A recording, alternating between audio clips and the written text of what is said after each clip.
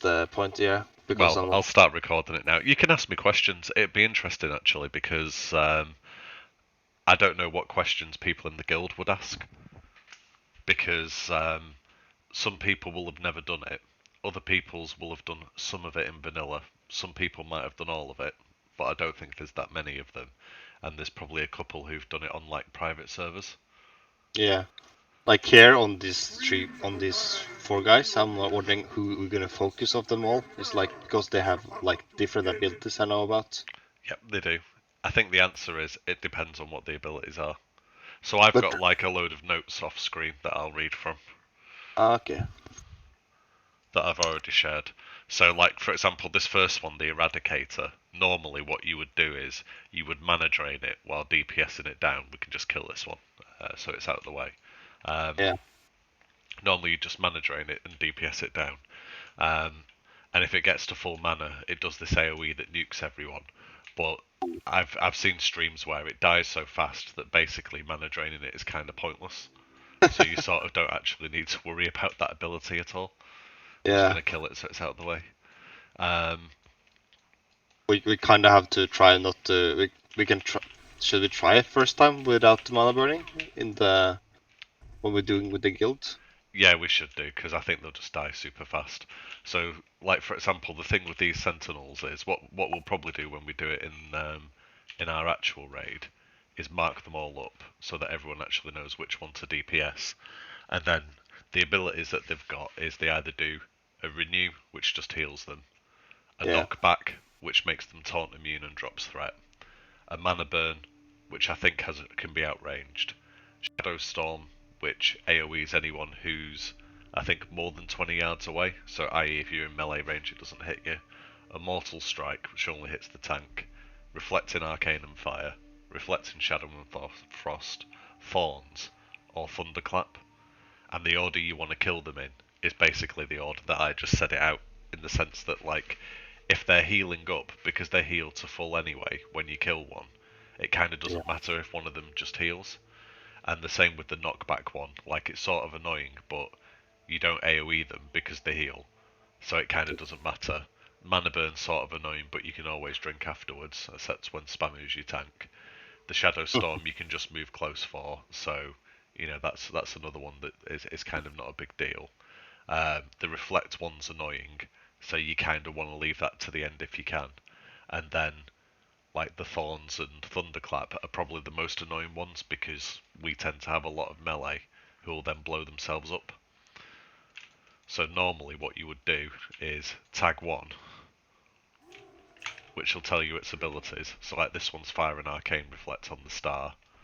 The Circle's got the Knock Away and Immune to Taunt. Diamond's got that Shadow Storm. And then the Triangle's got Thunderclap. So what you would normally do is pull the triangle slightly away from the group because that's got like the annoying ability exactly. Um, then in the case of this one, you would probably kill the Shadow Storm one first. So I'll go ahead and do that. She'll then heal them all up. And then I just one-shot everything, which makes this whole conversation pointless. Yeah, yeah. yeah. But But you, it's pretty easy, isn't it? yeah, but AoE you loot, have I forgot about that. Nice. and you have to loot this all this scarab thingy for items, yeah. Yeah, yeah, yeah. So you get hundreds from each mob you're killing here. Yeah, you do. Some Oh of them are wow. 3. So, like, I mean, this guy won't do anything because of. Yeah. Oh, you got the mount. Well, I already know it, so it's kind of irrelevant. So then you can do the same thing with these guys. So I'll just Howling Blast one so we can see what it's doing. This one's Shadow Storm. The Star's Thunderclap. The Diamond is Shadow Frost Reflect. And then Mortal Strike. So although it's kind of annoying for the tanks, you probably just kill the Mortal Strike one first and try and stop my... Oh, it's my Cloak proc AoE in the wall. Yeah, that's why I wondered why I was just killing everything. your proc. Okay. Yeah. But you, I think you have to maybe have to route the thing down or something for the guild because maybe people want. Yeah, I've got it written down. I'm just going to swap my cloak over to the tank one to stop that from happening. Yeah, That the clock is so strong. That's hilarious. And then we need this last eradicate from behind the boss. Yeah, to move down to us. Yeah, should be pretty straightforward. But how are we gonna do this boss? Because there's like people telling that some people do it this way, some other people do it that way. Well, Different. fortunately, I'll tell you. So, You betrayed your friend. hopefully, I don't just aggro him, because that'd be kind of annoying. Right. So, what you would normally do Yeah. is have. So, you'd have at least one tank here, where this blue marker is, Yeah.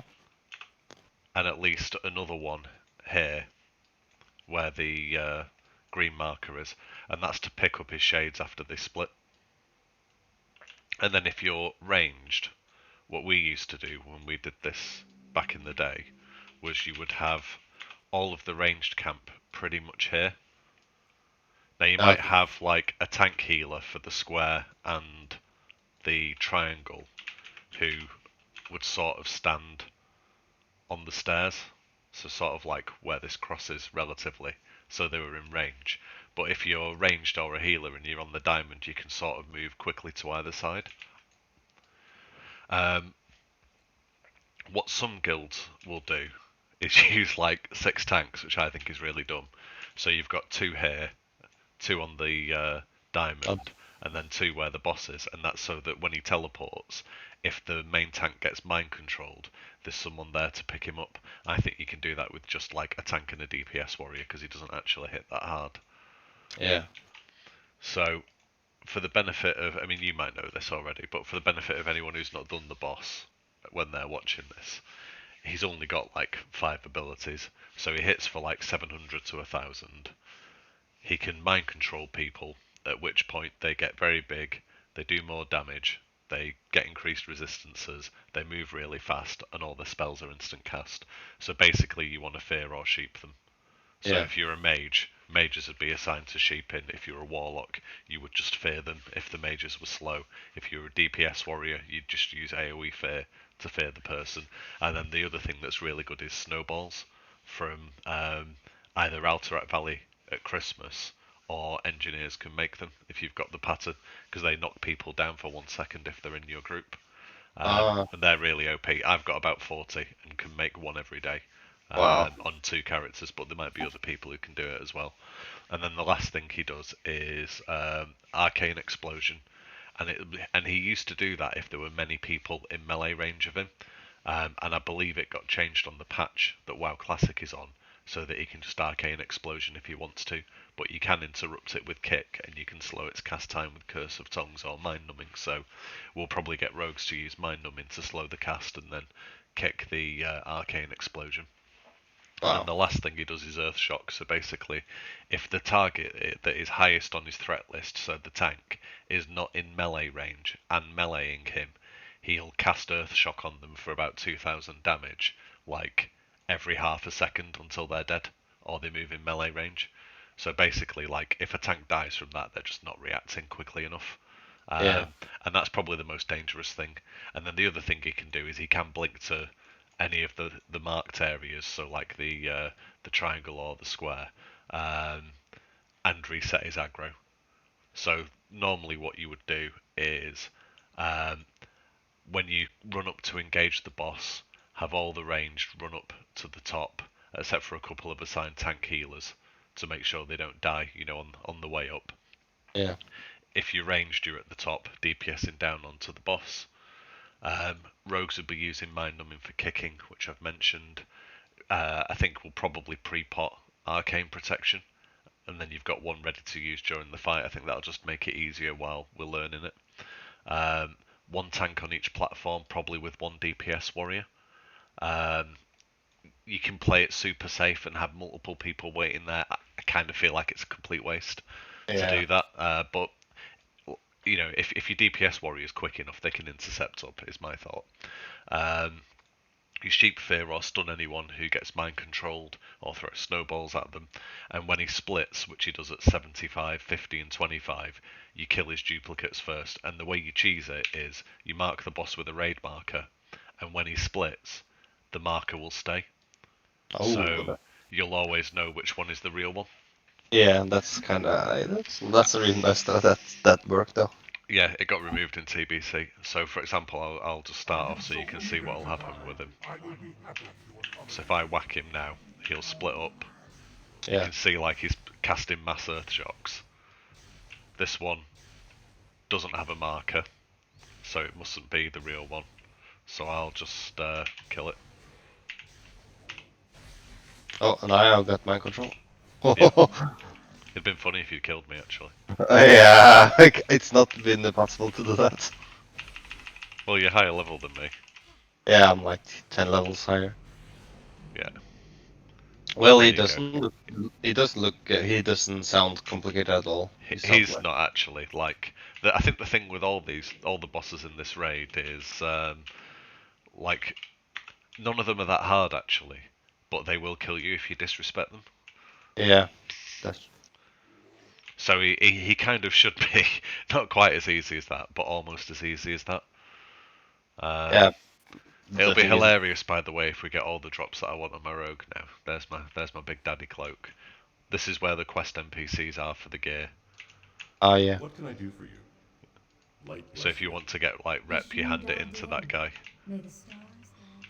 The other ones won't have quests for you or me because we're classes that didn't exist then. but is not the Christ Lord's insignia is this, they are It's just rep. for rep, They are, just all, but you want to hang on to them until like you don't get rep from the trash anymore, and then hand them all in together. yeah, like you do with the Argent Dawn. Yeah. So there is something to know about these mobs. So you always kill the brainwasher first, and then the two guardians you want to tank up against the wall with everyone standing in front of them. So we'll just kill these to get them out of the way. But so Because norm, yeah, because basically they do a charge. So what you'll do is you'll get the tank to group them all up. Everyone will stand in front of them, and we'll just AOE them with everyone stood in front. So the melee are going to get parried, but it's trash mobs, so who cares? And then that way, when they do the knockback, you won't get knocked across the raid and just one shot by fall damage or just taking unlucky damage basically. But doesn't the brain washer make some? It's just how many abilities? It has some abilities, I think. It's If I got remember. it's got mind flay, fear, and mind control, I think. But I think these all die pretty quick. Yeah, Um, like when I went through writing down all the abilities of all the trash mobs for the brainwasher, like there's nothing interesting on there except you just kill them first because you usually only get one in each pack. yeah, Um, I think there's a patrol that can come up here. So if you get it, you normally just tank it up against the wall. And then yeah, the same here with these packs here. So where you've got these three, there should be a warrior patrol, I think. So kill him first. Then you take these three, you group them up against the wall. Everyone stands in front, and then you just AOE them down. Easy yeah. clap. Uh, these scarab coffers are probably where we're going to get most of our keys and not keys, scarabs and idols from. Okay. Because you get bags that then have, they are here. They are. Yep. So these ones just spawn lots of little mobs when you kill them. Oh yeah. Yep. It was really dull when I came to do this with my rogue. And I'd not Yeah. played it for like an I expansion. I was like, where's my AoE? I think that that would be like annoying as hell when you're playing it wrong. Yeah. Yeah. This is both packs. Just take the brain walker and keep Uh, them close yep. to the wall, That's the one. basically. Yep. And one tank can handle both of them, or is it like you should? You do one tank per mob for the brainwashers, and then you sort of just treat the Vecnis guardians like core hounds. Like by the Okay. time you've single targeted the brainwashers down, the Yeah. tank should have enough aggro on the other ones. Otherwise, I don't know. They're probably not very good tanks.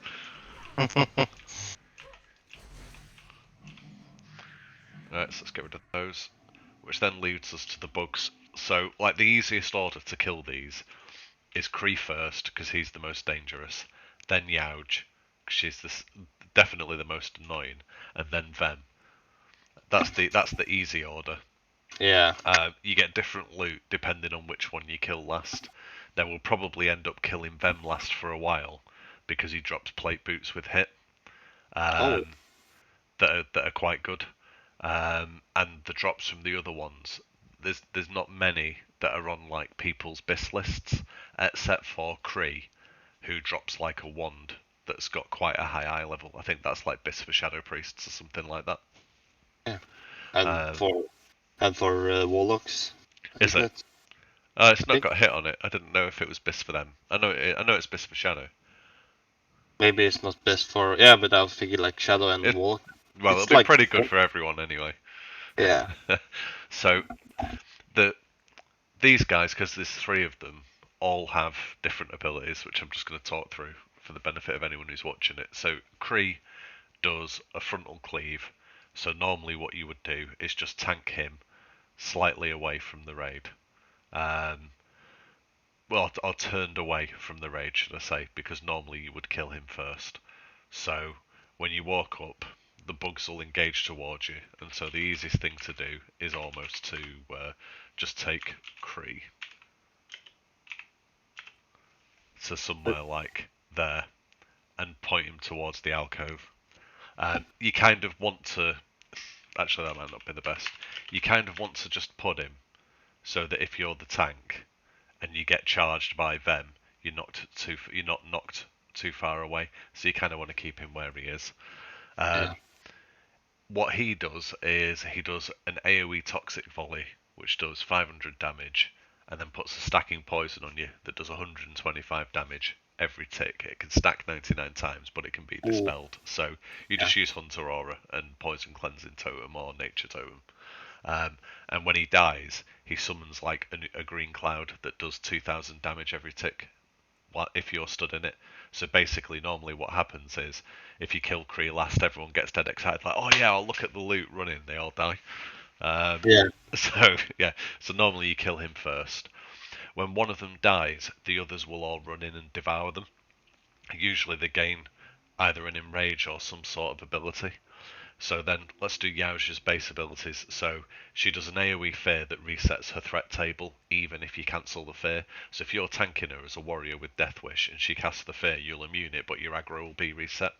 So what you would normally do with Yaoj is take her somewhere that's actually kind of far away from the group, like over there. Yeah. So you'd have one tank tanking her over there with some assigned healers, and they would do their best to avoid her using her fear, and then you'd have another tank stood with the group, and let's just, for argument's sake, suggest the group is here, and they just wait there, and then when that tank gets feared, if they cock it up, or if something happens, you know, they miss an ability and it comes towards the group, they just taunt her, move her back to the triangle, and then the previous tank goes back to the diamond, and they just swap between each other. And you normally use two warriors for that because they've got more than one taunt. Yeah. Um, when one of the other bugs has been killed, what seems to happen is if Youch devours one of the other two, she gains the ability to heal. And I recall it heals a lot. It can be kicked. So if she does heal, or does appear to like on the pulse start healing, we'll probably have like two rogues or a rogue and a DPS warrior assigned to interrupt her.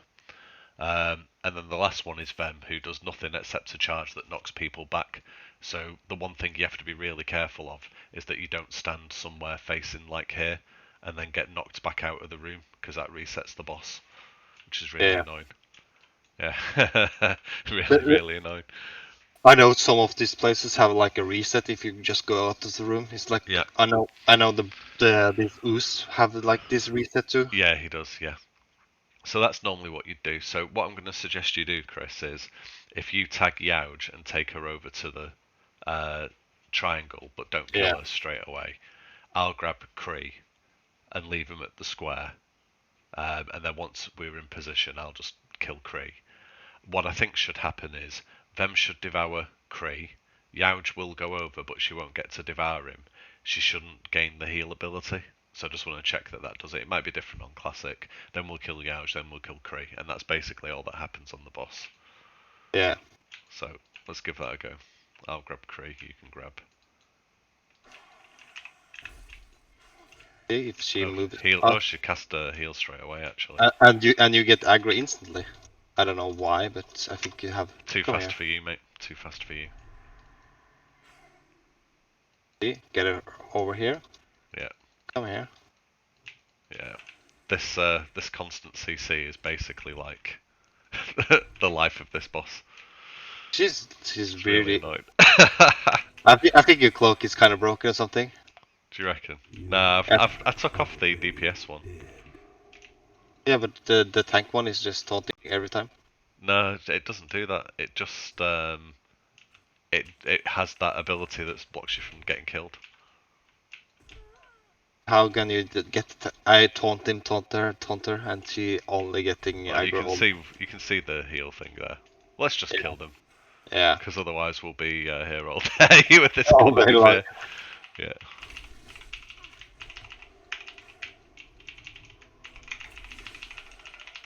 And there is the poison, and Yeah. now the starting to devour it. Yeah.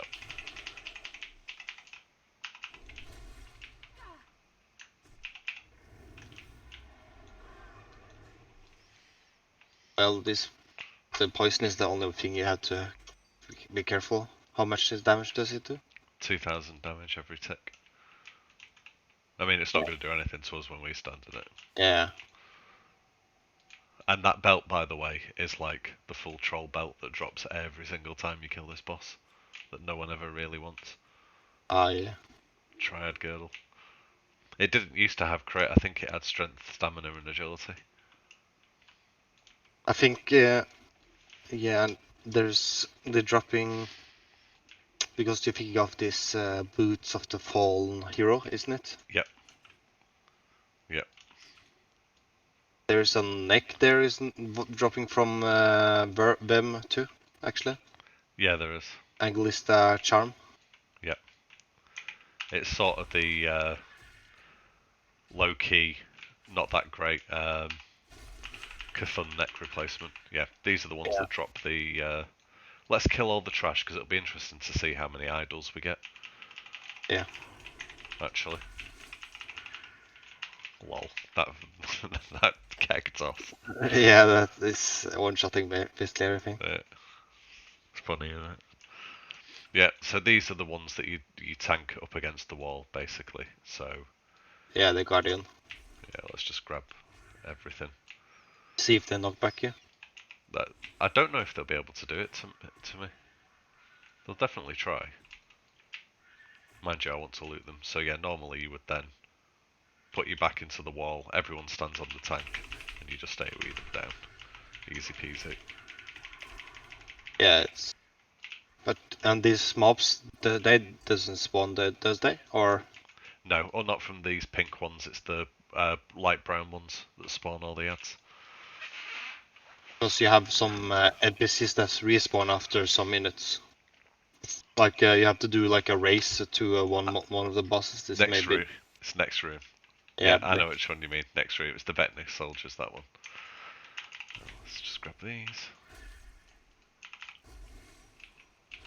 Trying to see if there's a scarab thing in here.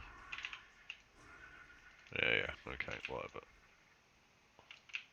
a lot of scarab thingy and yeah, Yeah. but I mean, you get scarabs from AQ20, so you're never gated by those, but getting the idols can be a pain because you could end up getting your class token for your gear, but not getting the idol you need to actually get your items. It's kind of annoying.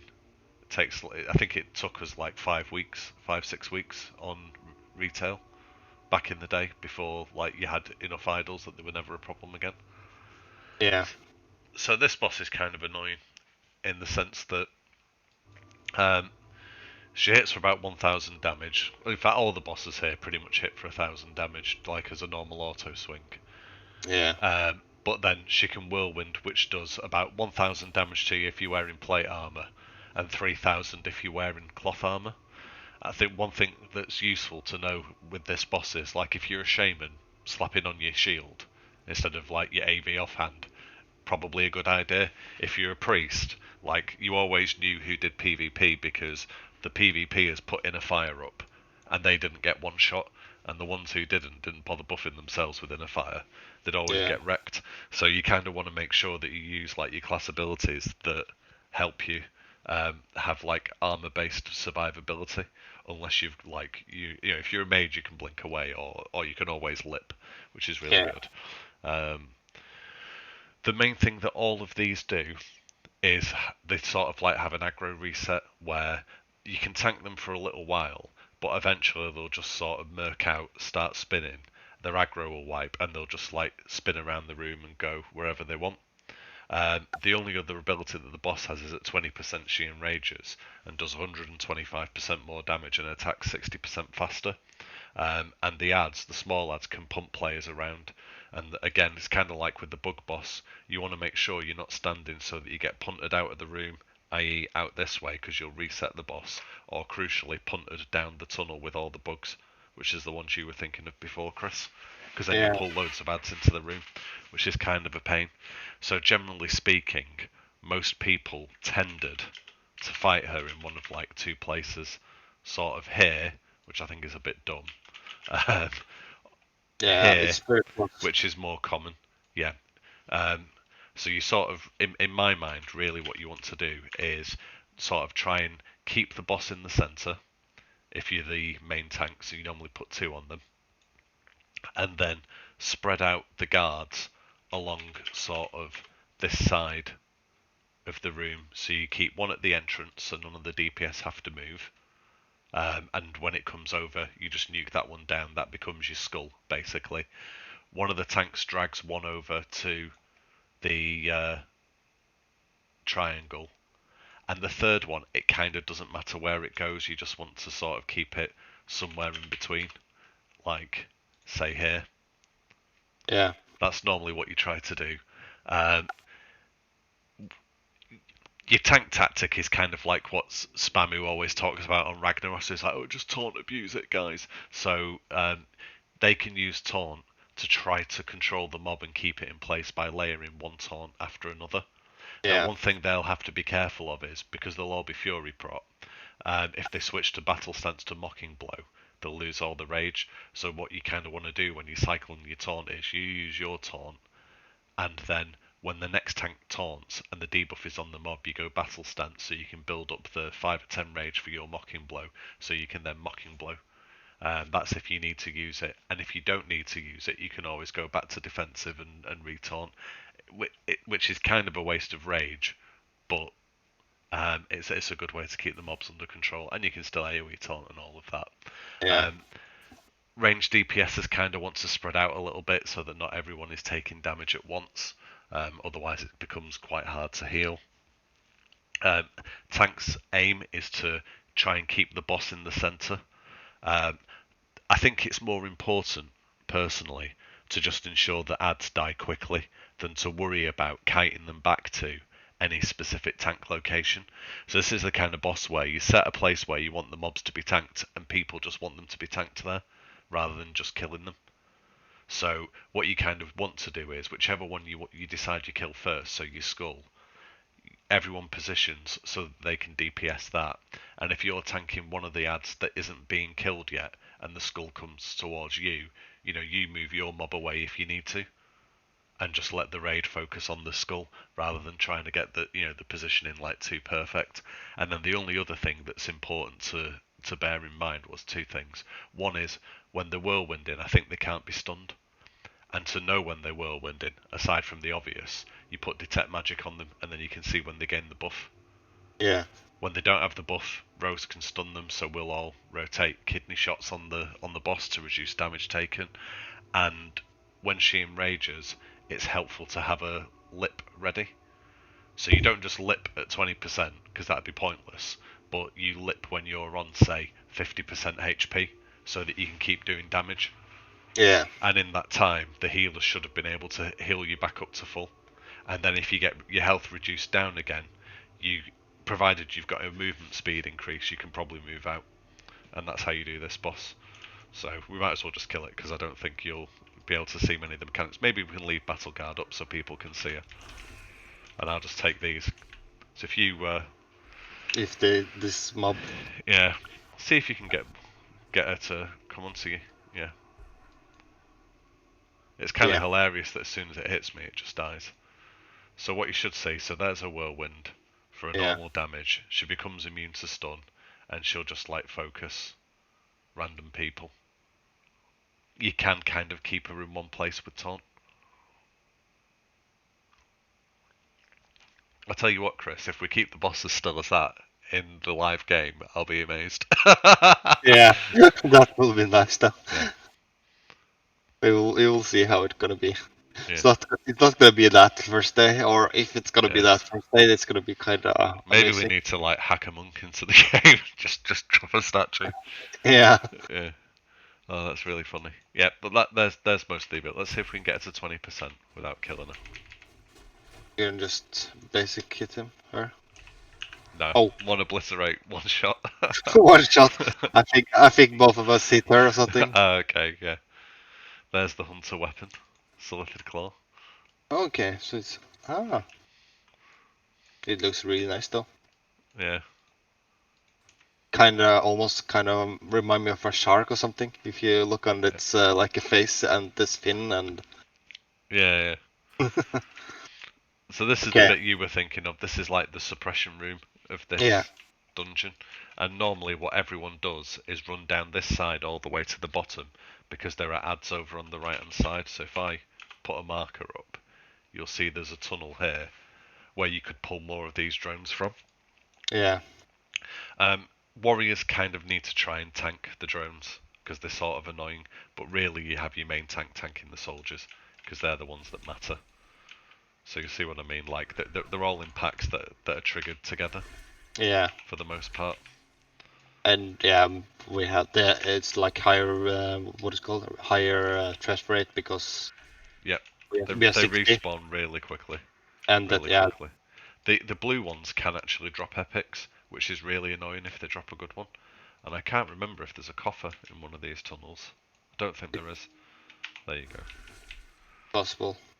So the goal is basically run down this side. And Like basically so. Yeah, keep one side all the time, not yeah, pull the other room. Yeah, and you see now there's just respawn back in there, like yeah, 30 or something. yeah. The soldiers don't respawn, as I recall, I think, unless you wipe, maybe. They might have something like that about them. Yeah, but then you can. That's kind of cheesy to do though, kinda, because then you can basically have a chance to drop it because then you can basically farm this place.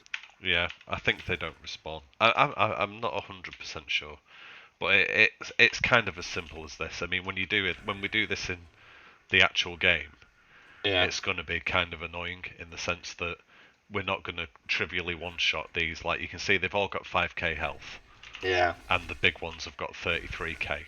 So that that they're nothing enormous, but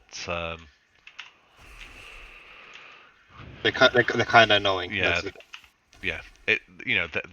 They're slightly harder than like the small BWL whelps. It's like a little bit high, but with the one we're doing in Blackwing Lair is so easy now. So I Yeah, think it should be no problem in AQ. I think, yeah. I wouldn't have thought so either. but This, we have to be just fast. Oh, yeah. I will remember this. You have to kind of try to get up here or something, isn't it? Like up here. Yeah, there's a safe spot here, basically, sort of here anyway, somewhere around here, where you don't aggro the boss, but you can drink without getting many respawns. Yeah, So you kind of want to be. It might actually be here. I think it's here. Yeah, I you think can go it's here. Yeah, up here and you can just stay here and drink. Yeah, yeah. So I might as well talk about Fancris now because we're in his location. Let's go. yeah, Let's go. Um, it it looks like he's really trivial. So what he does is he puts a stacking debuff that stacks up to 10 times. That for every stack, the tank takes 10% less healing. So normally what you would do is let it stack to 5 on the main tank. The off tank taunts. He gets stacked to 5. And then when the main tank stacks are cleared, he retaunts and they rotate like that. I think actually he'll be dead before he ever gets to to 5 stacks. Yeah. The It's other kind of thing, yeah, go on. it's kind of it's kind of almost like fire mold, would I say? Yeah, that's actually a really good way of thinking about it. Um, the other thing that can happen with this boss is there's these sort of little alcoves, and I'll mark one of them here, and I can't mark it this distance, but just behind the star, there's another one. There's another one sort of just behind the circle over there, and then there's another one just here to the left, which I might be able to rain mark. Will die. And what happens is periodically he'll summon random people to that location, stun them in a web, and spawn like 3 little scarabads, which will then, from healing aggro, run to the raid. They kind of just want to be off tanked next to the boss and cleave down, and like just ignore them. And then the last thing that can happen is he can randomly summon this yellow worm that has to be tanked, and after 20 seconds, they do like 20,000 damage per hit. So they'll just like one shot anyone, and that's on the tank.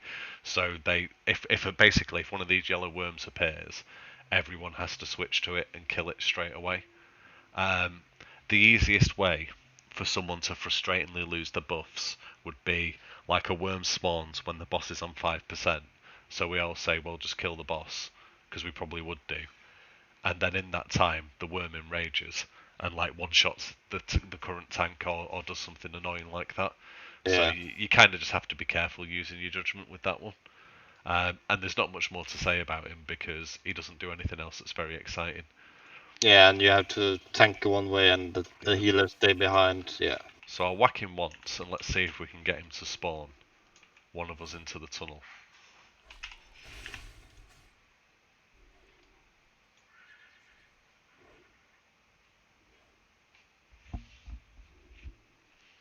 Let's see if he. Yeah, my dot is just like absolutely wrecking him. Is it passive or something? Or Yeah, it's applied whenever I use Howling Blast. oh, I got web now. Yep. So where are you? Which Um, location? uh, triangle. Yep. Oh, they're all attacking you. That's and here's the worm. So this is the one exactly that I was talking about. So when they come along, they need to be grabbed pretty quick and then Yeah. killed. Yeah. All. Right, we can just kill this guy now. It's very straightforward to how to kill Yep. it, boss. You have to just basically take the ads first, help the guys who's getting webbed, killing the worm instantly. Yep. And yeah, focus the boss afterwards if there's no ads. Yeah, exactly so. Should we go up to Viscidus for the lols? Yeah, we can do that. Do you have frost damage, so? That's why I've brought a Death Knight to this raid. Yeah. I Because I did came here before on my own with my warrior to do this exact task. And I was like, got to this boss, I was like, yeah, I actually can't do it. Can't show anything at all. Yeah, I was like thinking, whoops. When I like got to here, I was like thinking, By the maybe. way, we should have a spreadsheet of fails for people who fall off here. Yeah, here it's. You can res, can't you? I can rest. I just want to check it. I don't think you die, actually. No, Yeah. you don't die.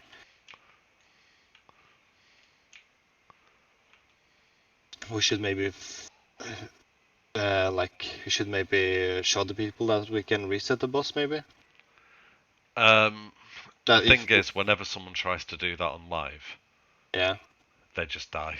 So, anyway, all you do is you run out and drop down to the bottom. yeah, That's all you have to do. It's not that hard.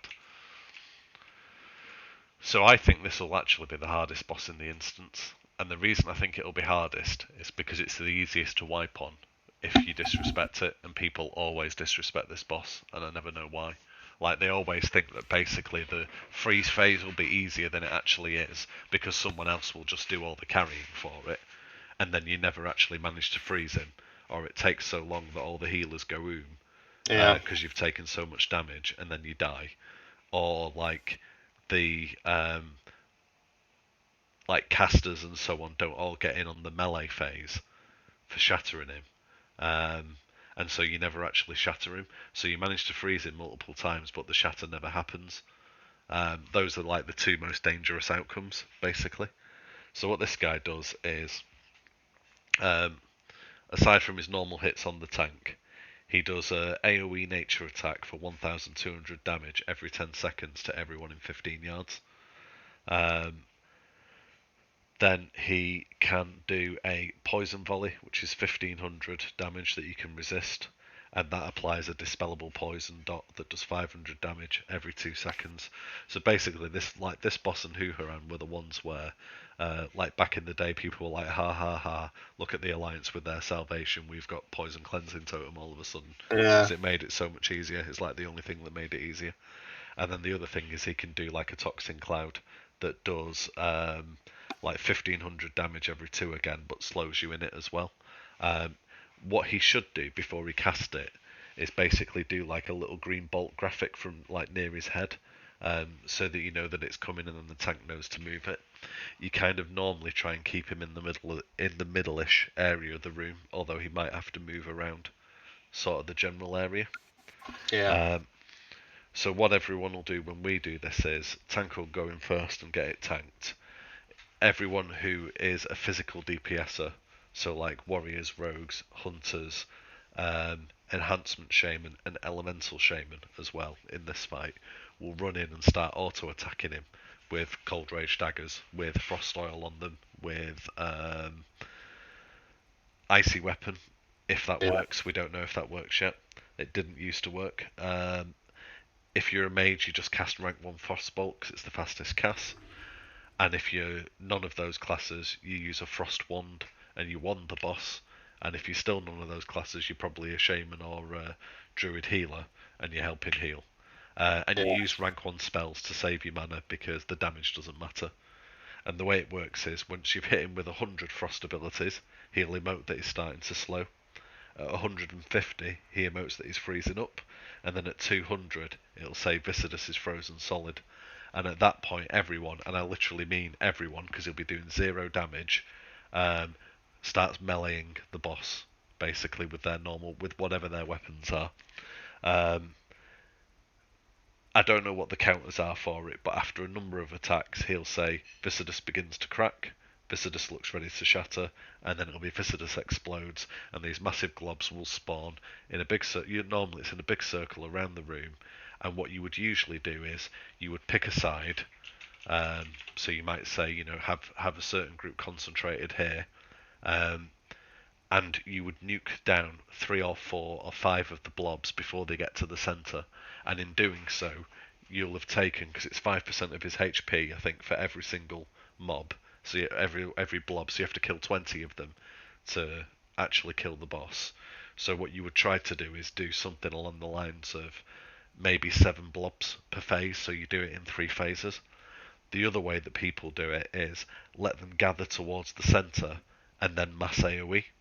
Now the problem with doing that strategy is he only takes damage if you kill a blob. So if you AoE them all and they all have 1 HP, he will reform with 100% health. Yeah. So it's critical that you kill them all, which is why if you go with like the engineering sapper charge strat, you need enough sappers to guarantee that you one-shot all of the blobs on top of your like mage, warlock, and whatever other AoE.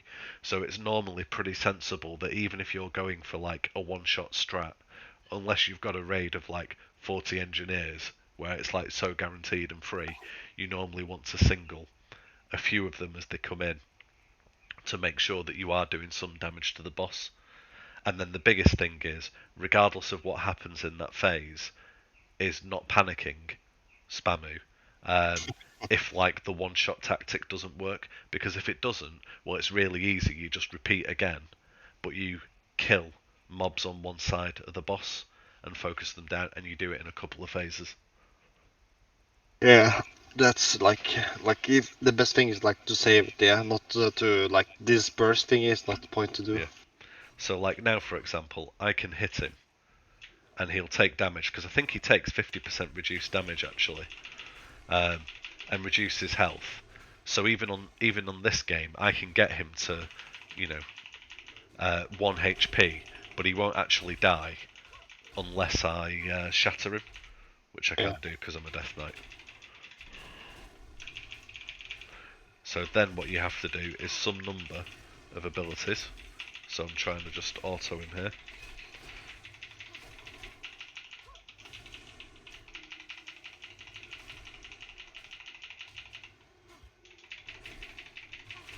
Looks ready to shatter, it says. Yep. And I didn't do enough attacks at level 90 to actually kill him. So you'll have to help auto. Yeah. So that this is kind of there's his fart cloud, by the way. So like I can freeze him super easily, but apparently what I can't do because I'm a big failer is do enough auto attacks To to get actually crack him. Yeah.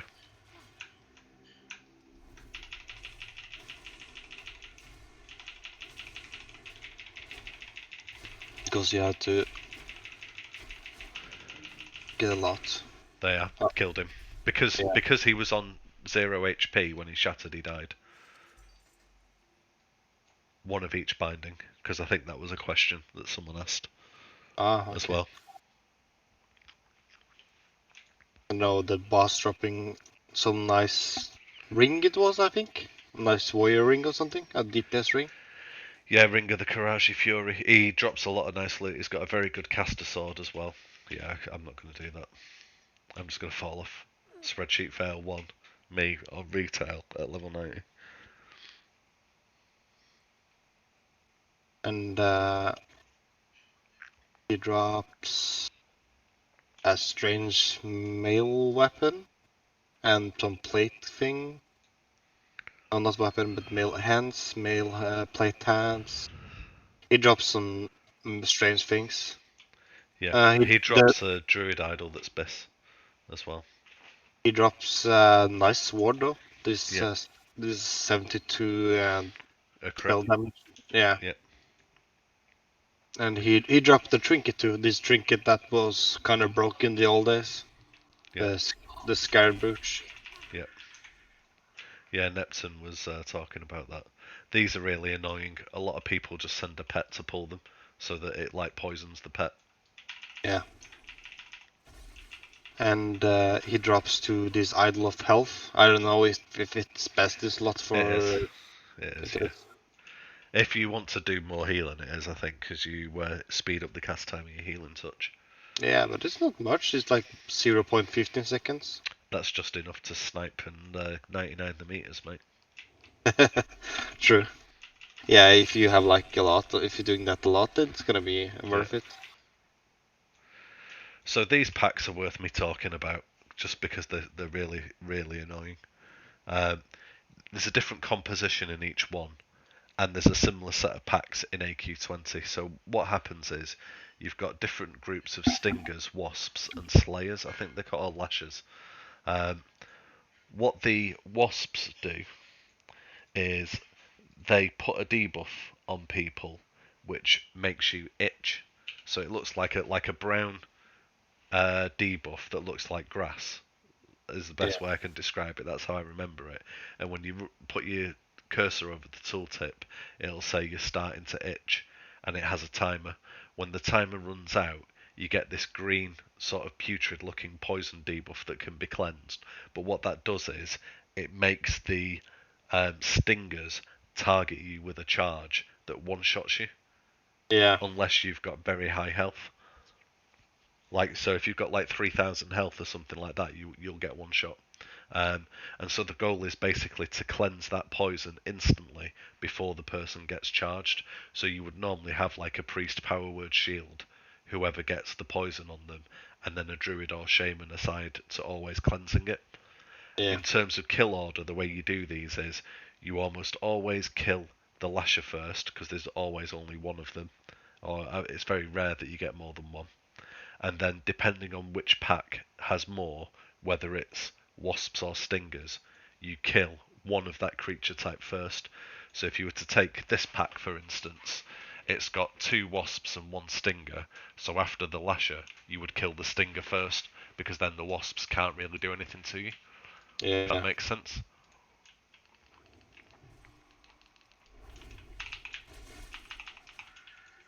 So let's just kill these anyway, because I'm curious to see how much I think there's a one pack here without the lasher. Yeah, here it is. You can just kill them if you want. I'm just gonna loot this scarab coffer. I think I got this debuff last time. Yeah. It'd be good to show people what it looks like actually, so maybe we need to like not just one shot them all. If I get the one, that's another thing. Yeah, that's the charge. Where's the itch?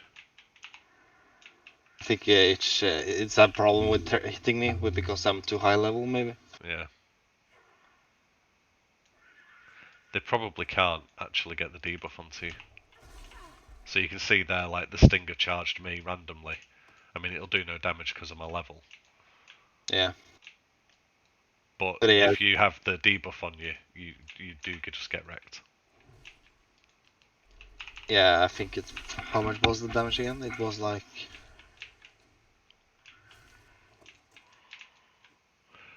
Well, I mean, on my character now it's like 30. Normally a charge does like 1k, but if you have the debuff, it does like 4k or something. Let's just kill these now. I don't get it, but yeah, it's... Yeah, I don't get the poison effect, but yeah, it's just not so...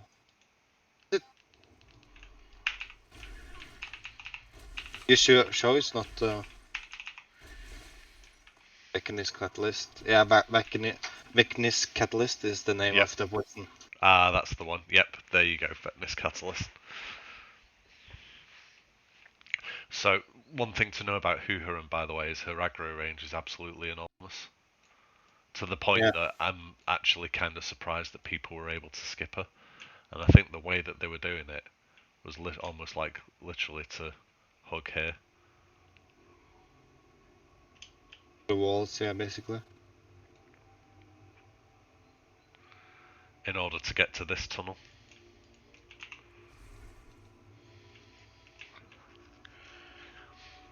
So Hoohuran is interesting in the sense that she doesn't actually have a lot of mechanics. So again, she hits for like 1,000 damage. What she does though is she can frenzy, and when she frenzies, she obviously gets increased damage and attack speed, but it also enables her to use her AoE poison attack, and you can trank shot it. So basically, you're only going to get AoE'd with poison if she isn't trank shotted in time, which is interesting and important to keep in mind. So the hunter trank rotation is quite important, and the key thing is because hunters are also soakers, they must be hit capped, because if they try to trank when they're not hit capped because they're trying to hit a nature res number, then you're going to have a really sad time. Yeah. So your other option would be hunters wear normal gear, they don't become soakers, and that way they're always hit capped, but you are then forced to take more warriors and rogues to do the soaking, which is fine. You know, there's more than one way to do it. The other thing that she can do is cast this ability called Noxious Poison, and I think what happens with that one is she does it on a random player. It does 3,000 damage over 8 seconds and silences them. And it hits a person, but it also hits the people around them. So basically, if you are non-melee, you kind of want to be 11 yards away from other players, just around the boss in a semicircle.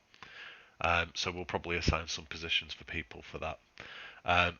She does a Wyvern Sting, so up to 10 targets closest to the boss are slept, and if you dispel it, it does 3,000 damage. Now, pets could get hit by this back in the day, including like summoned pets, so like Harvest Reapers and stuff like that. So I'll certainly try doing that when we do the boss. And when we killed this in vanilla with my Horde guild, we literally wiped on it over and over and over again until someone made an add-on that said Wyvern Sting, do not dispel people. And when people stopped getting dispelled so that they weren't asleep, we suddenly like then one-shot the boss because it did so much damage, and this was wearing nature res. So we might have to sort of suck it and see as to whether or not we dispel Wyvern Sting or not. But probably the important thing is the 10 people who get it will be Power Word Shield and then dispel if we choose to dispel. Because the fight will be a lot shorter than in the old days, people's nature prot that they'll have pre-potted will probably mean that you can just dispel the Wyvern Sting without it being a problem. Yeah. She does an acid spit on the current tank, which stacks. It can't be resisted. What we did though, or what we discovered was, it can be grounding totemed. So you would have the shaman in the tank group cast grounding totem. When the totem was destroyed by absorbing the acid spit, you would swap the shaman from the next group into the tank group, who would then cast grounding totem. And you would repeat that with every shaman, and the tank would never get a debuff, which completely trivialized the boss because you didn't need a tank swap, and therefore threat wasn't an issue. You could just nuke it. So we should definitely try to do that when we do it. And then the other thing she does is at 30% she goes berserk. So I think it says something like, Princess Hooharan goes berserk or enters a berserker rage. Like, Yeah, she doubles her attack speed and she casts her poison bolt every 3 seconds to the 15 targets closest in range. Now, she has, in terms of health pool, let me just find her. 999,300 should be. 99300, like, Yeah, yeah. I mean it's been scaled down in retail, so it's 400k, but in classics she should have 999,300. And to put that into perspective, it's the same as Fankris. It's less than Firemore by about 700 HP. It's the same as Vale, more or less. It's similar to Flame Gore. Cthulhu's similar. Ebonrock's similar. Broodlord is similar. So she's sort of in the range of the Black Drake bosses in Blackwing Lair in terms of HP. Yeah, that's not so bad. Yeah. So that's the one thing I think to sort of keep in mind. She doesn't have a lot of health, so when you get her to 30% from that, she's only going to have 300k, 333, 100. So what everyone will do is DPS the boss, not slowly, but just do normal damage, normal abilities up until 30%, and then at 30% you pop your nature protection potion, all your DPS cooldowns, recklessness for warriors, burster down, easy clap. Yeah. So let me just see if I can get her to stack. I don't know if she'll be able to stack this debuff on me. Let's see if we can get her to cast some of her abilities. So normally she's tanked here, like in the middle of the, because her aggro range is so big, she's normally just tanked here. And then what you do is divide the ranged groups up onto these little islands so that not everyone gets silenced at once. So you might have like group 1 and 2 here, group 3 and 4, group 4 and 5, and so on. Yeah, split that To out split there. them out. Yep, so that not all the healers are hit at the same time. Just melee it. Almost like a circle or something you can Yep. do. So if you get a bit closer to her, so there you go. So there's her enrage.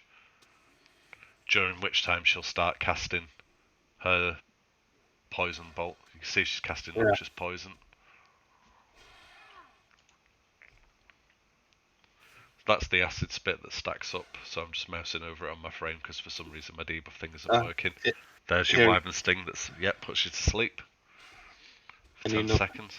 If you dispel it, it does 3,000 damage. There's your noxious poison that's being cast. Let's try and work out what the range on it is, Chris. If I stand on you, This is noxious poison. This is one. Go to, let's do range 11. So that's not that. Next time you get noxious poison on you, let me know. Yeah, I will. I've got it on me. Do you have it on you? I don't have it. Right. So we know that 11 yards should, in theory, be safe. I'm just going to kill the boss because I don't want to die. I can heal you. Right. So. If I'm not getting silenced. Yeah. If we're not getting put to sleep. Like now, I got silenced too. Yeah. But I didn't. So it should. I think it is as small as that. I'm going to try to get to 30% without just one shot in her. Now you got silenced, I got not silenced, so... There you go, so that's her berserk. So she doesn't frenzy anymore, she just does more damage and casts all her abilities all the time. Easy clap. Yeah. There you go. And one binding from her, by the way. And the wasp high gauntlets too. You can see like the acid spit persists after the boss is dead, so make sure the healers keep healing the tank, otherwise like Fnitter or someone will just randomly die. Yeah, it's That'd be like kind of annoying. you have to think at the end of the killing the boss too. Yeah. So these defenders that are next is where people often wipe, because they kind of have quite a lot of abilities. So what happens with these guys is they roll from 4 random abilities. It'd be nice if my dog had shut up. They do Meteor or Plague, Shadow Storm or Thunderclap, Reflect Arcane Fire or Reflect Arcane Frost, and then they either enrage at 10% or they explode. So normally what you would do is split the raid into 2 groups, because the Meteor does 15,000 damage, split between everyone that it hits. That's how the mechanic works. So you'd split the raid into 2, a ranged group and a melee group, so that if the ability is Plague, not the whole raid takes damage at the same time, and if the ability is Meteor, it's split. So if we stay apart and I just auto him, This is Reflect. so you'll see, yeah, Reflect Shadow Frost, Meteor, Shadow Storm, rather than Thunderclap, and then they summon these random ads. Now the ads, they can kind of just be off tanked because they despawn after a while anyway. And what you normally do is pull them with a hunter pet so you can see what the abilities are, and then you know how to position the raid.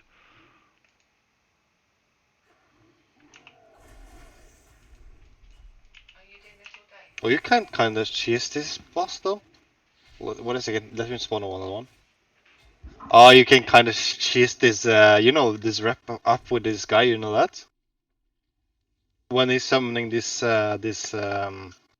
NPC, you get 10. It's with Snarkle Circle. And Yeah. not. So You get rep with both. You get yeah. 100 brood and some scenario. See what this one is. So he's got Thunderclap, which means normally you would have the range stay away, and I think Plague. Yeah. So if you get Plague, you just move away from the group, basically. And run in for Meteor, if it's Yeah. cast. Well, actually, I think you can't get Meteor with it, so you should be fine. You only get that if you get 2 together. You have to. It's between And this Meteor one and is Plague. Explode. Why is it not dying? Oh, there we go. Yeah, it's kind of strange. Those little nodes can be mined, by the way, for items from AQ20. Yeah, those that are dropping from the mobs. That's kind of cool.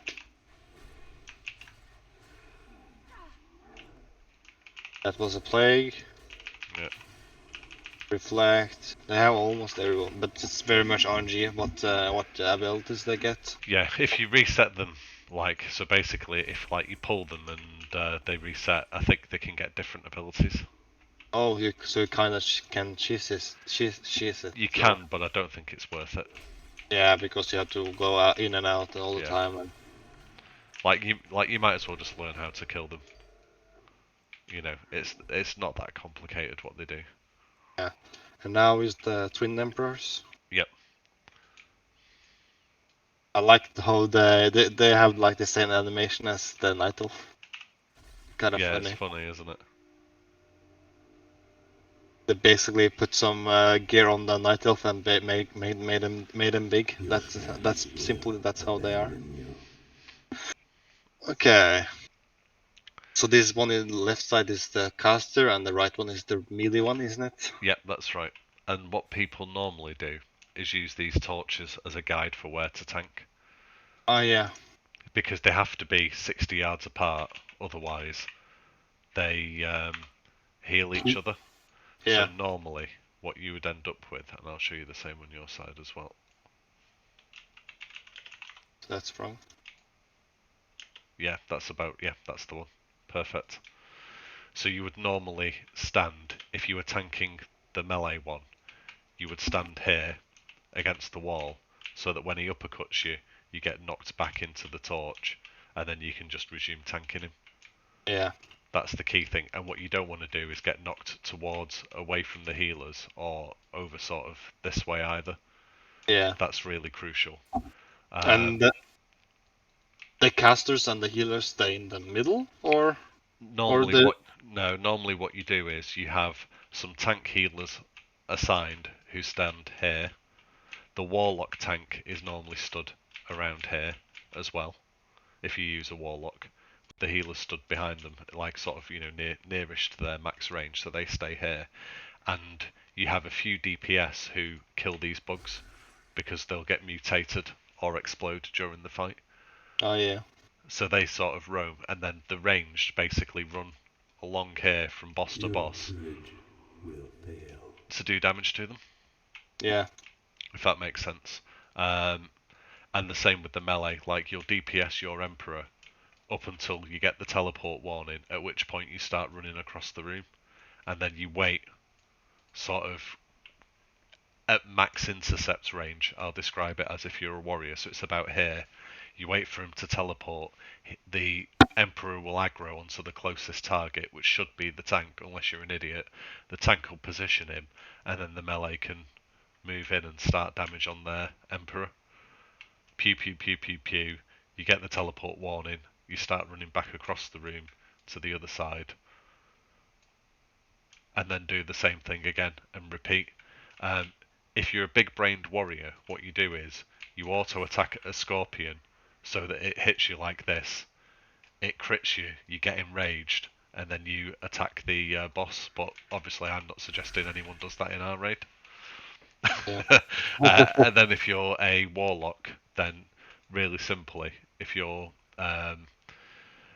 dealing with Veclaw, you're just going to stand here and spam Searing Pain, use your Shadow Ward to absorb shadow damage, Shadow Protection Potion before, during the fight. Make sure you move out of blizzards if he casts it. The key thing with Veclaw, that's probably more important than anything else, is if you stand in melee range of him, he'll do a arcane explosion that'll knock you back and do a massive 70% movement speed snare. It's really annoying. So how you deal with him on teleport is really, really crucial. Have you got a way of pulling Veclaw, Chris, with a spell that will get him to you?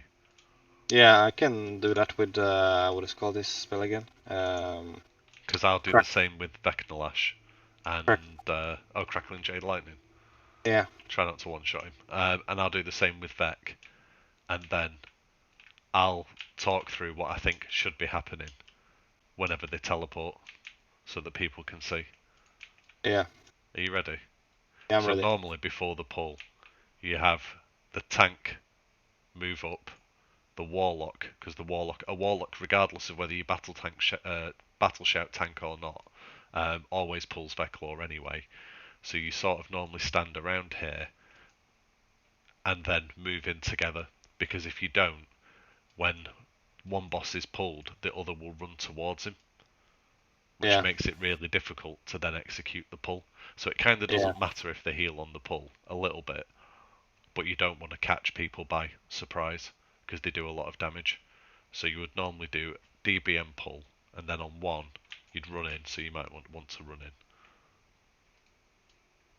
You ready? Yeah. It's too late to turn away.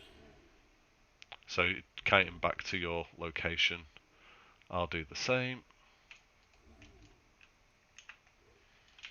So then that's his uppercut. So then you get him in place here.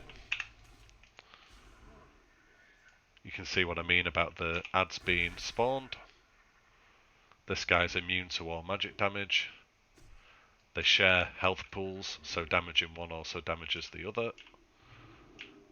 When he teleports in, you immediately run away as the tank, and you don't run in the direction that I just did. You run in the direction towards the healers. Yeah.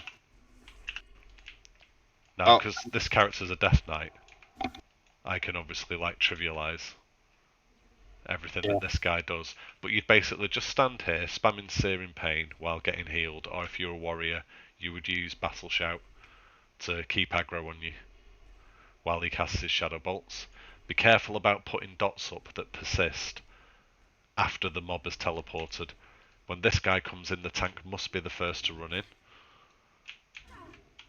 and get aggro and put him back in position. And remember the bugs exploding too? Yeah, well, normally we'll have like 5 people assigned, like a couple of hunters and the off tanks to basically hunt the bugs on either side, because they don't tend to get mutated in the middle of the room anyway. Yeah. Like this guy a bit. Um, And they share their health too. so I'm just going to get hit by his AoE on purpose. Hopefully. There you go. So that is what you want to avoid, that at all cost, and he normally casts it very quickly after teleport. That is like really key.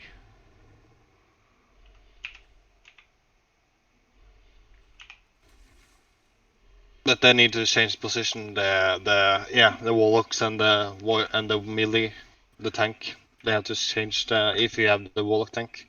Yeah. So normally the warrior will always be the closest for both bosses, no matter what, because the warrior can take a few shadow bolts while being healed. Like a strategy is just have a warrior tank both, but use battle shout to generate the threat. It's just that because people do so much damage now, it might be that won't work by default. Or Blizzard have done something to nerf battle shout tanking when they fixed druids ages ago.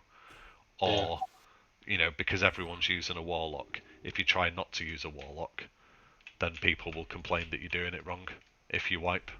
And the wipe might have nothing to do with how you're tanking it. That's true.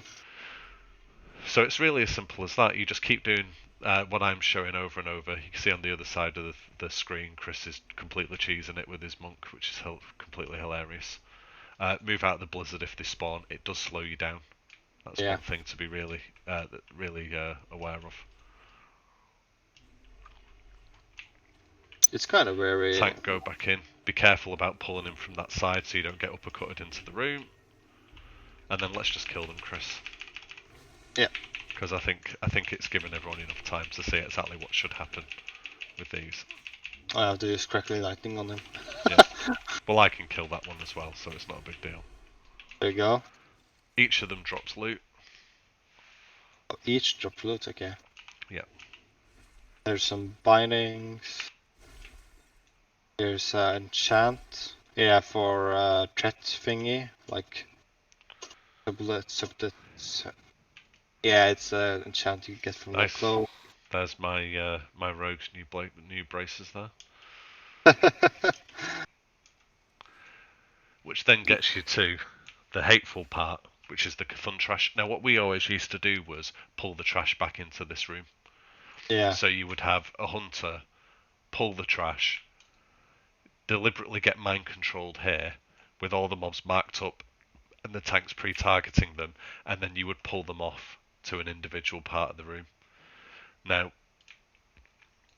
I'll just explain what each of them do, rather than pull them anywhere. So the champion sort of fears and resets aggro. In a way, he's kind of the simplest. It's that mob, when I've joked about like deliberately getting this paladin killed that we all disliked. That's the one that we used to do it with. So all you really need to do with those is just have one tank, and it can be a DPS warrior as well. They do hit quite hard. Basically, pull it off to one side in the other room, tank it, have an assigned healer, which probably needs to be a shaman so they can wear a shield and take a hit if they need to. And then try and immune its sphere with Stance Dancing or Death Wish or whatever, and just try and keep it controlled. The next one is the Slayers,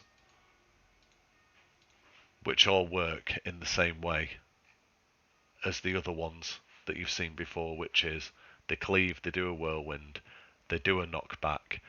The annoying thing with them is they can frenzy and do an AoE silence that silences everyone nearby. If you trank shot it, it stops them from silencing people. And then the last one is these ones, which is the Mind Slayers. They're the most dangerous ones here, probably, which is what makes it so difficult. So normally you would pet pull, let the hunter deliberately get mind controlled, and then have a tank pick up the skull, and you would kill that one first. Then you'd kill the Slayers, and then you deal with the champions last. Basically, that's the tactic, and you just pull each pack back and slowly kill each one. But I don't propose that we go through that now. We just kill these. Yeah. Because this path These packs take ages to do. But you can manage to skip them, or do you want You to? can, yeah. You can skip some of them, yeah. Does they kind of waste your time, or depends if you like. If everyone want them rep really badly, you can do it, but Well, I think it depends on what you're trying to do. If you're speedrunning, you would skip them. yeah. I want to kill these because I want to see how many tokens we get.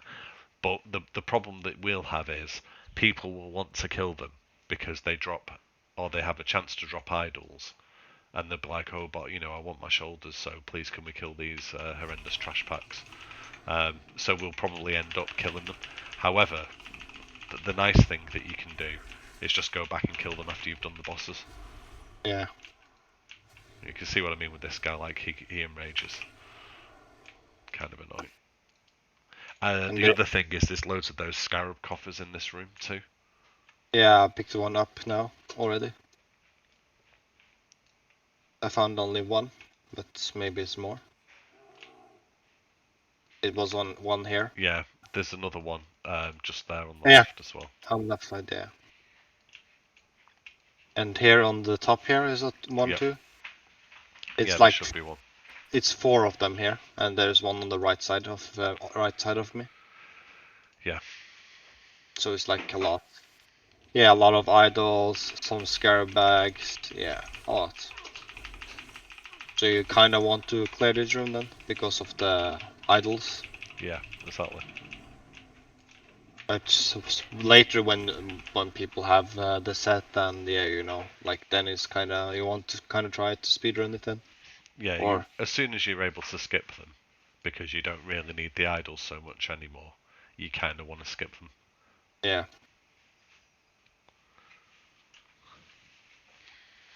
Also, you don't get that many coffer keys.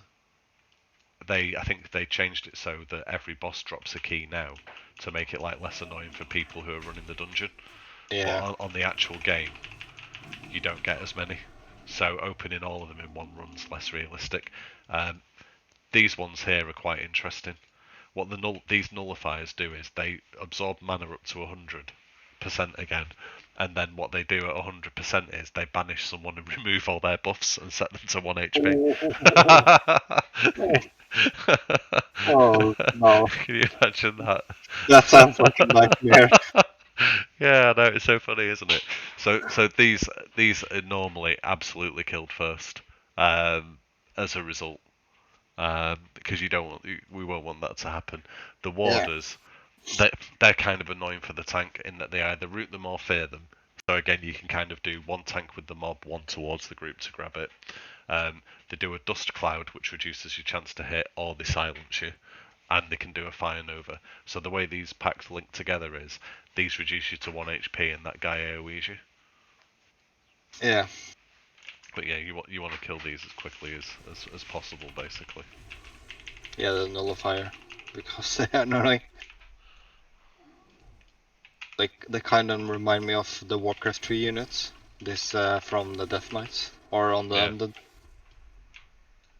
Obsidian ones. yeah, they're super annoying.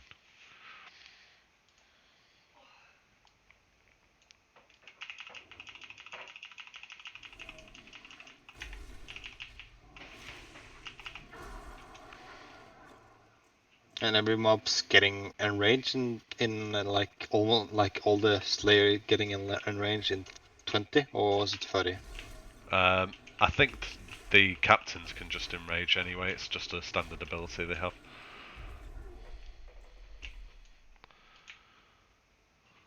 This is Uro's room, so normally we would just skip this and go straight to Cthulhu.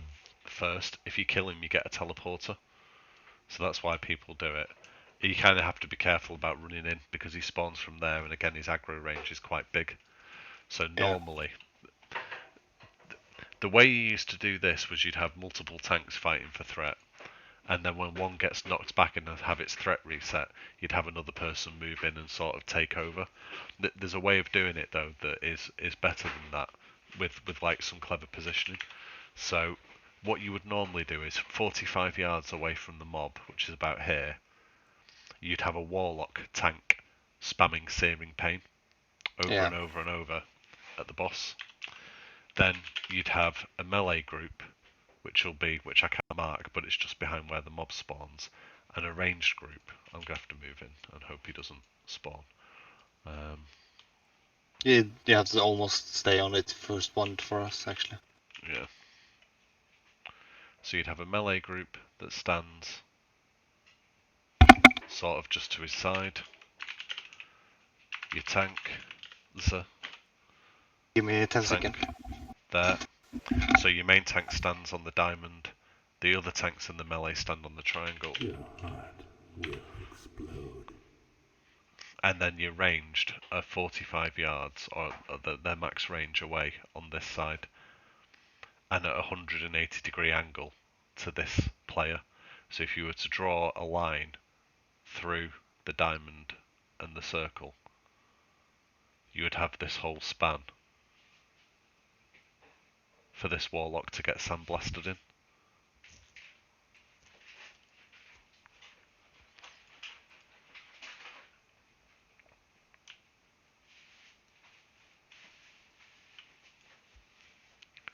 Okay. So normally, I think when you do the pull, you get about 10 seconds to get a tank in or someone in melee range. Otherwise, he submerges and goes to his second phase.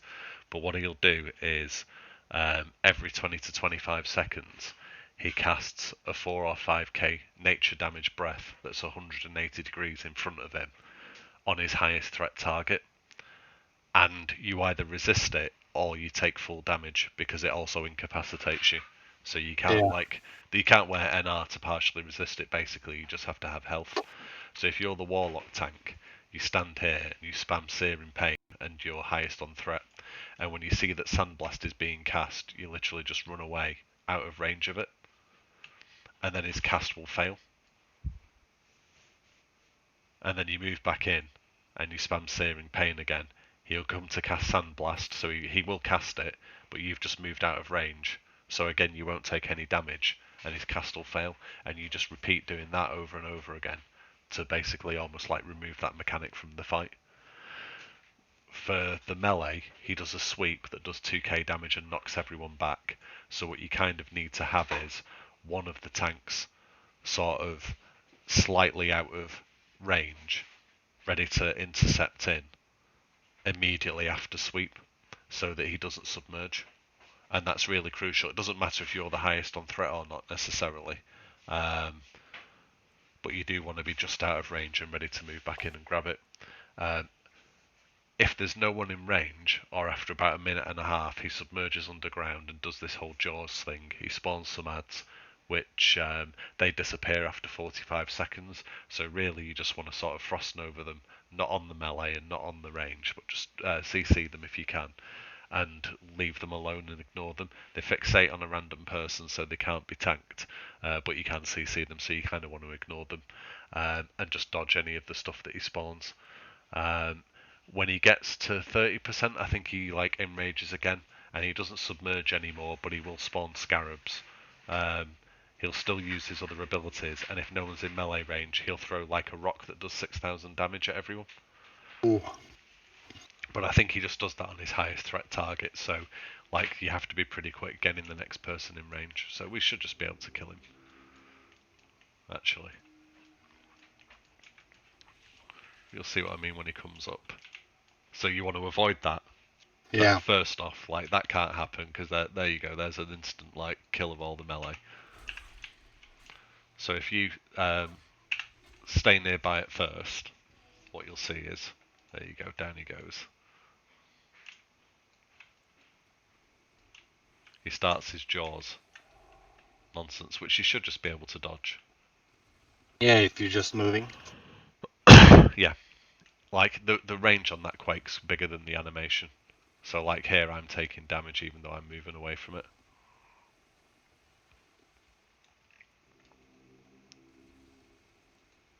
I don't think on retail it's actually going to be as obnoxious as this is.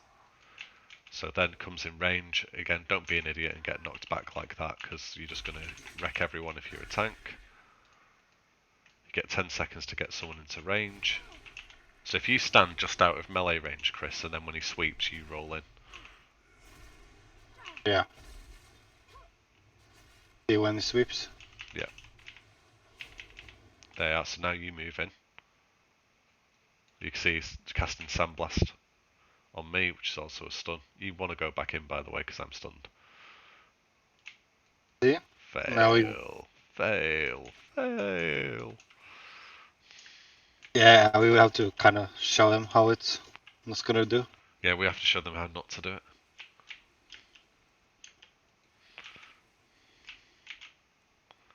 Alright, I'll try not to fail it this time.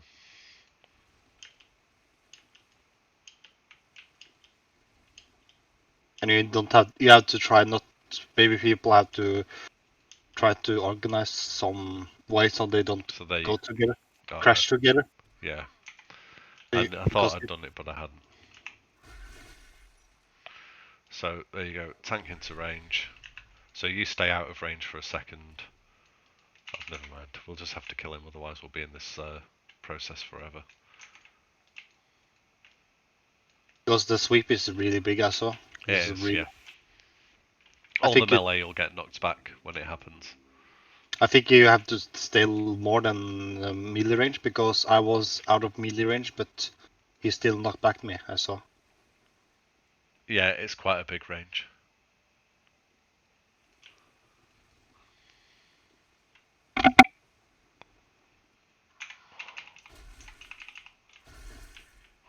And now we got knocked back. Yep, I didn't know, so that's how you do it. And then he does his berserk thing, which means he won't go down anymore. There Yeah. you go. Got quit Simpin's new gun. But the hunter, Psych, it's he good. has to wait for the crossbow. And I know this Bob's dropping the head. Some people want this Don Rigobert's lost hat. Yes, he does. He drops the leg set token though.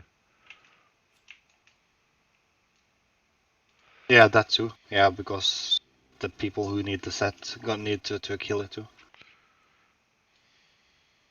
So you kinda have to take it to the boss.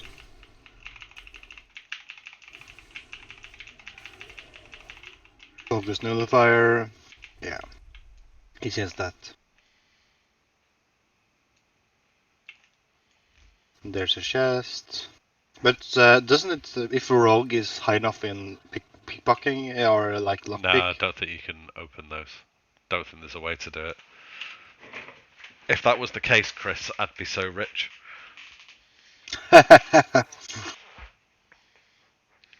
Well, this is a long ass tunnel. We should really mount up. yeah. But you can't use the normal mount in the AQ, or it's just patched on retail, isn't it? Yeah, that's right. In the actual game, you can only mount up if you've got the Silithin mount. So you have Yeah. to be either a Scarab Lord or get a mount from the instance. Kid is the only one who's prepared for it, basically.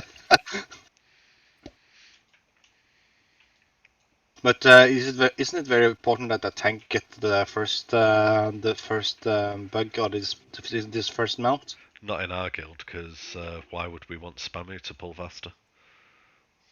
True. I think we're giving it to healers first. Right, I want to see if you make the error now.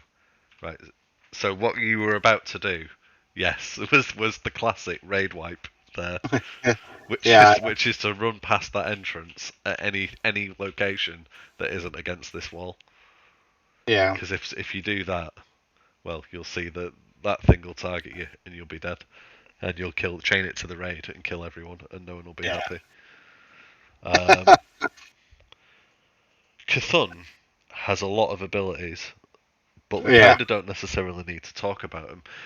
The main thing is getting the pull right for phase one. So normally what you would do is, and there's a couple of ways you can do it. You can have a hunter going first with nature res gear because they can feign and swap, or a tank going first because they have got a lot of HP with hot stacked on them and they run in first. So you get someone to run in, and you'd normally do this mounted as well to give you more speed as you go in. And they run in, they take the first few eye beams, and then everyone gets into their positions, which would be set out in advance.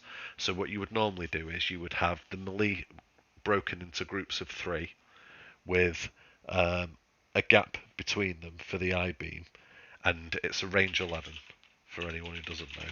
So you'd do range 11, you'd be assigned with 2 other melee, so there's 3 of you together, and you'd do groups of 3, all spread out around the eye, so that if the I-beam targets the melee, it will only chain within 3 people.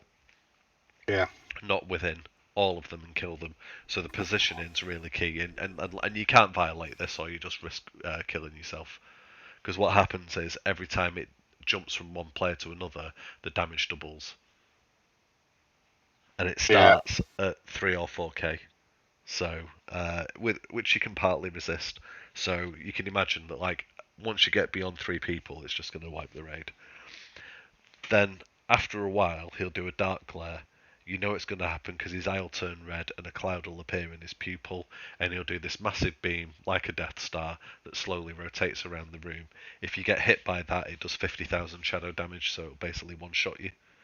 And he spawns these little eye tentacles, which spawn on the ring around the outside of him, that mind flay. Basically, you want to kill those sort of priority 1. Without walking on top of anyone's head, you kill the ones that are in front of you. And he does these claw tentacles, which they only hit for 200, but they have this annoying knockback, and they can very easily knock you back into the I-beam. So you have to be really careful for that. And I'll talk about the other ones as we get in, but why don't we just go in and see? So normally you'd have one person go in, like I am. That'd get the I-beam aggro. So you just walk it around. He'll cast the first 3 or so on me. Now the There's tentacle. the claw, yep, which you can see knocks you back. There's another one on me. See if we can get him to do a dark glare. And you're not supposed to be in the black ones, isn't it? You can go in the black. It doesn't do anything to you. If you melee, you have to stand here. You've got no choice. Yeah, true. If you're a rogue and you're a dagger rogue, you need to be on this side, I think, where the gong is, because this is his back, no matter where his eyeball is pointing. Little fun fact. And now the eye tentacle is coming, the mind flay ones. Oh, there's the eye. There's the dark glare. So you can see it'll start from some point. Do you want to kill? Group, the claw tentacle, eye tentacle, and you have to rotate around the group. Have to rotate around it. Yep. So you're not getting. You can't stay on one position all the time. Correct.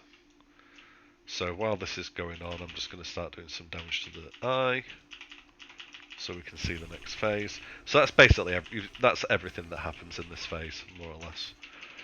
Kill the claws as they spawn.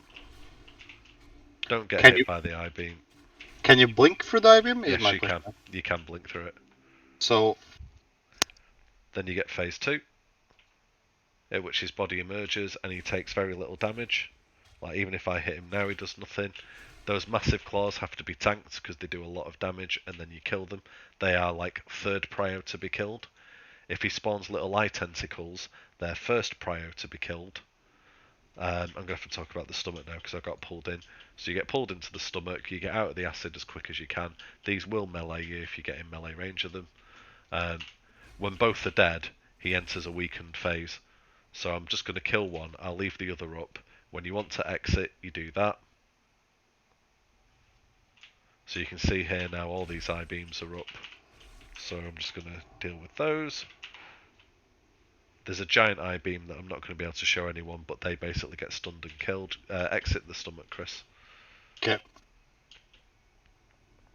And then I'll kill this thing. So you want to leave the stomach on 5 stacks. When you've killed both, he gets weakened, which makes him take a lot of damage. Like 300% more or something ludicrous like that, to the point where you'll pretty much just one-shot him. So we might as well just start doing some damage to him, mate. Because I've not seen yet a giant eye tentacle, so there we go. Easy clap, belt of never-ending agony. The dream. There is axe here, and the eye of the Cafoon, and there is the carapace of the old gods. Oh, I can't see any of that loot. Yeah, because it's loot specific in nowadays. It's kind of loot specification. I didn't think it was in these raids. You have to. I think you have to put it on free for all or something to turn it off. Okay. Well, just loot it then. And you get the eye of the Cafoon. Oh yeah, Dark Edge of Insanity. Nice. Yeah, the healers and caster's dream, the tank warrior's dream, and then the chest. Yeah, so that's basically it. There you go. The full AQ, Chris. Yeah. Full strats. Now you know. Well, we got one of the item that is really low drop chance. This 200x is really low drop chance. Yeah, it's good. And then these Tell ones me of your dreams. are where you hand in for May your the dreams weapons. be peaceful. Yeah. And the eye. Yep. They are. There's Shaka's dream. The War Axe.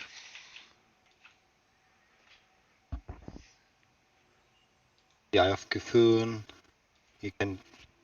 You get the first quest and then you have to go to Caverns of Time or outside